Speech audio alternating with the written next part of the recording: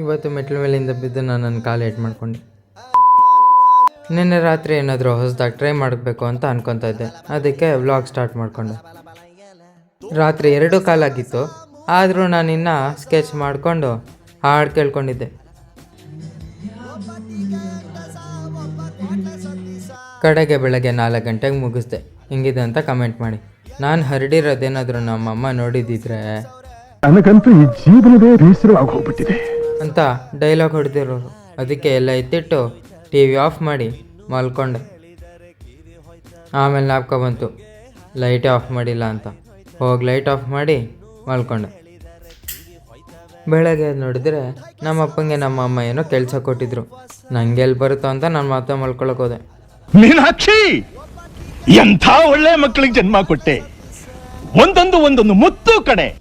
ಆದರೂ ನಾನು ಎದ್ದಿರೋದು ನೋಡಿ ನಮ್ಮಮ್ಮ ಹೋಗಿ ತಿಂಡಿ ಮಾಡ್ಕೊಂಡು ತಿನ್ನು ಅಂದರು. ಅಂತ ಅಂದ್ಕೊಂಡು ನಾನೇ ರೊಟ್ಟಿ ಮಾಡ್ಕೊಂಡು ತಿಂದೆ. ನಾನು ಮಾಡಿದ್ದಕ್ಕೆ ಚೆನ್ನಾಗೇ ಇತ್ತು. ತಿಂಡಿ ಮಾಡಿದ್ಮೇಲೆ ನಮ್ಮಮ್ಮ ಏನೋ ಮಾಡ್ತಾ ಇದ್ದಾರಲ್ಲ ಅಂತ ನೋಡಿದೆ.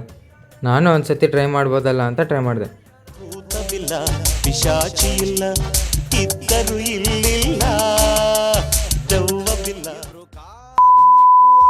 ಆಮೇಲೆ ಮೇಲೆ ಹೋಗೋವಾಗ ಮೆಟ್ಲಿಂದ ಬಿದ್ದೆ.